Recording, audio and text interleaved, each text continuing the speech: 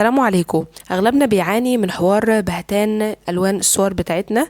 ممكن تكون الصورة حلوة قوي بس ناقصها الوان زاهية تجملها وتبينها زي الطبيعة بالظبط. حل المشكلة دي في برنامج اسمه لايت روم. بدون مقدمات طويلة يلا بينا نتعرف ازاي هنحول الصورة دي من كده لكده. انت باختصار هتروح على الحاجات اللي هقولك عليها وهتفضل تغير في معايير الصورة بتاعتك زي ما انا هعمل قدامك بالظبط، وهشرح بعض الادوات بالتفصيل لحد ما انت توصل لنتيجة انت تكون راضي فيها عن الصورة ومبسوط منها. زي ما حضراتكم شايفين هي دي الصورة اللي احنا اتكلمنا عنها. زي ما انتوا شايفين الجاكيت لونه باهت خالص، الفستان الابيض بتاعه باهت، الزرعة اللي ورايا الخضرة دي لونها باهت، فاحنا عايزين نخلي الالوان دي تكون زاهية. يا ريت برضو نخلي بالنا من موضوع الايديت اللي فوق ده، الكلمة دي لازم تكون زرقاء. تحت في انفو ريت ريفيو اكتيفيتي، ملناش دعوه بالحوارات دي كلها، مش هتلزمنا في اي حاجه. العلامات اللي جنبها دي هنشرحها الاخر. ده بقى الشريط اللي انتوا هتلاقوه تحت، هتلاقوا فيه كلمه اوتو لايك وكالر وافكت وديتيلز. دي الحاجات اللي احنا هنستخدمها. باقي الادوات دي بقى دي ولا ليها اي 60 لازمه ومش مضطرين ان احنا نشرحها، واغلب الادوات بتكون في بريميوم فاحنا بقى مش هنستخدمها. انا بقى لو انا عايزه اقص الصوره هضغط على كلمة كروب واظبط الصورة واشيل منها القصاصات الزيادة وكده تكون اتقصت. هنا بقى في قائمة اسمها اوتو دي انا مش بحب استخدمها قوي لان بحسها بتبهت الصورة اكتر. فاحنا لو عايزين نرد في كلامنا ونرجع الصورة لوضعها الطبيعي وما نستخدمش اوتو، فهنضغط على السهم اللي هو معناه احنا بنرد في كلامنا ده، فهترجع الصورة لوضعها الطبيعي تاني. هننتقل بعد كده على قائمة لايت دي احنا بنظبط بيها الإضاءة. نصيحة بقى عشان الصورة ما تتعبكش في التعديل، يا ريت وانت بتلقط الصورة من الأساس تكون الإضاءة بتاعتك كويسة، يعني تكون لاقط الصورة في مكان إضاءته هادية بسيطة، تكون الصورة وضعها كويس مش وضعها أسوأ حاجة. فلازم نلعب الدور ده كويس عشان البرنامج يؤدي الوظيفة بتاعته بأفضل شكل ممكن. فأنا دلوقتي هظبط الإفكتات دي بالشكل اللي يعجبني واللي أكون بيه راضية عن الصورة. يلا بينا. دي قائمة اكسبوجر اللي انا هبدأ بيها. لو تلاحظوا اكسبوجر لما بنقللها بتخلي الإضاءة اللي حوالين الصورة قليلة، ولما بنعليها بتخلي الإضاءة اللي حوالين الصورة تكون عالية، ودي مش افضل حاجة. انا في المعتاد بميل ان انا اقللها درجات قليلة شوية. هنفضل نلعب فيها لحد ما هي تثبت معانا عند درجة في الاربعينات كده مثلا، ممكن نثبت فيها عند 43 او سالب 43. هي دي الدرجة اللي انا شايفة لو انا شبعت الالوان عنها هتديني احسن كواليتي انا حباها. هننتقل بقى لقائمة كونتراست دي لاحظوا هتعمل ايه في لون الجاكيت بتاعي، يعني هتخلي لونه تحفة. اللون الاسود بعد ما كان بهتان بقى لونه زاهد، وهنثبتها مثلا عند درجة 83 مثلا. هي دي الدرجة اللي انا احس ان انا لون الجاكيت عجبني والصورة متشبعة بطريقة خرافية. ف 83 انا شفتها انها انسب حاجة.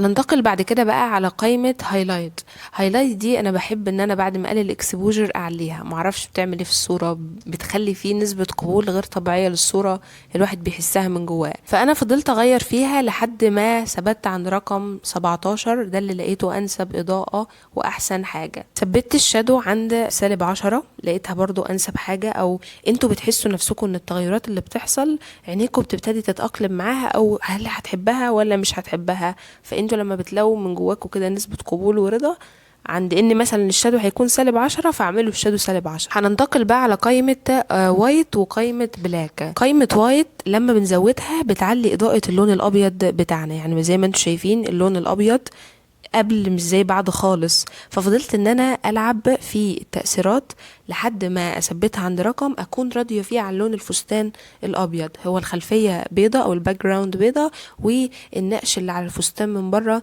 لون اخضر تاني. حتى اللون الاخضر هتلاقوه بيبقى زاهي دلوقتي. وغيرت قائمة بلاك اللي هي برضو خاصة بالجاكيت، وغيرت قائمة بلاك اللي هي خاصة بالجاكيت برضو لحد ما وصلت لنتيجة انا لقيت نفسي راضية عنها. فثبت الوايت عند 33، وبعدين ثبت البلاك عند سالب 45. بعد كده هننتقل لقائمة افكت قبل color.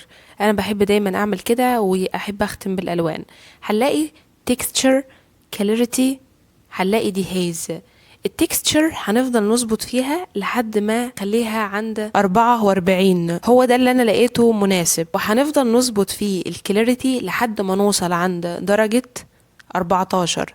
والدهاز هنفضل نظبط فيها لحد ما نوصل عند درجة 22. لو تلاحظوا ان دهيز فيها شبه كبير قوي من كونتراست اللي هي موجودة في اللايتس او الاضاءات. لو نزلتوا تحت شوية هتلاقوا ان في قائمة اسمها قائمة جرين، وهي من اسمها كده حبوب. هتحسوا نفسكم لو انتوا زودتوها انكم كأنكم بتحطوا على الصورة بتاعتكم زي الرمل الاصفر كده. انا عن نفسي مش بحبها، بحب الصورة تكون ناعمة، فاللي بيحبها يبقى يستخدمها. بالنسبة بقى للسايز والرفنس اعتقد ملهمش اي لازمة، ده بالنسبة لي، اما لو حد عايز يستخدمهم فمفيش اي مشاكل. هننتقل بقى بعد كده على ايقونة كولر. هتلاقوا شوية الوان ملخبطة كده، تمبريتشر، وهتلاقوا درجة الحرارة بقى والتشبع وكده. ما تلعبوش في الالوان دي عشان مش هتظبط لكم الالوان بالشكل اللي انتوا حابينه. احنا كل اللي هنعمله ان احنا هنروح على قائمة ميكس اللي هي بيبقى فيها الالوان الاساسية اللي هي في الصورة. زي مثلا في الوان اساسية في الصورة اللي ورايا، زي مثلا الوان الورق اللي هو لونه برتقاني ده، في الوان الزرع اللي ورايا الخضرة دي، في مثلا الوانات البار اللي جنبي والكرسي اللي ورايا، وفي الوان زي الوان الطرحة بتاعتي. ممكن نروح على قائمة جريننج اللي هي جنب ميكس، بس انا مش هروح عليها عشان انا الصورة بتاعتي اتظبطت من غير ما اروح لقائمة جريننج، فانتوا بروحوا واستكشفوها. فلو حبيت ان انا اغير الالوان مثلا، اول حاجة هنروح نشوفها لما هناخد الكالر ميكس هنلاقي كلمة هيو دي بقى بنفضل نزود ونقلل فيها برضو على حسب ما احنا حابين. فانا فضلت العب فيها لحد ما زودتها عند رقم معين. انا طبعا بضغط على اللون اللي انا عايزة اعمل له هيو او ساتوريشن او ليميونس، فانا قررت ان انا هغير لون الزرع، ففضلت ازود في الهيو. لو تلاحظوا تغيرات الزرع اللي ورايا، اللون بقى منظره عامل ازاي، بقى منظره تحفة جدا جدا. بقيت اغير لون الورق البرتقاني اللي ورايا ده، فروحت ضغطت على اللون البرتقاني وزودت الهيو بتاعته. لو تلاحظوا اللون البرتقاني راح جميل قوي. هي بتبقى حاجات صغيرة في الصورة، بس لما بتظبطوا التفاصيل بتاعتها الصورة بيروح لونها تحفة وفظيع. فضلت بقى اعدل في هيو لحد ما وصلت عند الدرجة اللي حضراتكم شايفينها دي. رحت عند ساتوريشن برضو، خليت كده اكثر تشبعا، يعني لقيت ان اللون ده التشبع بتاعه لو زودته او الليميونس او الاضاءة بتاعته لما هتزيد شوية هيخلي الصورة منظرها افضل واحسن كتير. فانتوا بقى بتزودوا على حسب ما انتوا حابين. وبرضو انا اللون الاخضر وبرضو اللون الازرق اللي فوق ده، انا برضو كان عندي مرة جاكيت جينز فزودت اللون بتاعه، فحسيت ان الجاكيت لسه انا جايباه جديد اصلا. فزودوا الالوان على حسب ما انتوا حابين. وبعد ما خلصنا هنعوز ان احنا نحفظ الصورة، فهنروح على علامة الشير اللي هي فوق دي ونتك على سيف ديفايس، هيحفظ لي الصورة، وبكده الصورة تكون اتحفظت معانا.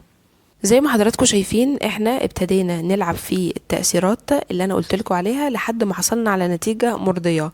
النتيجة دي كانت مرضية بالنسبة لي جدا، والالوان حصل فيها تشبع فظيع. فانتوا بتروحوا على الالوان تظبطوا اللي انتوا عايزينه، وبتروحوا على الافكتات تظبطوا لحد ما تاخدوا النتيجة اللي انتوا حابينها. مش شرط النتيجة اللي انا حبيتها انتوا تكونوا حبتوها، ولكن هي بالنسبة لي انا حباها. ممكن حد تاني يغير الافكتات بطريقة هو حاببها، فده اللي انا عايزة اركز عليه. ما تنسوش تشوفوا فيديو فلاتر الانستجرام، هيفيدكم قوي وانتوا بتصوروا الصور علشان تعدلوها كويس على البرنامج ده. لو الفيديو عجبكم ما تنسوش تعملوا لايك وسبسكرايب. سلام.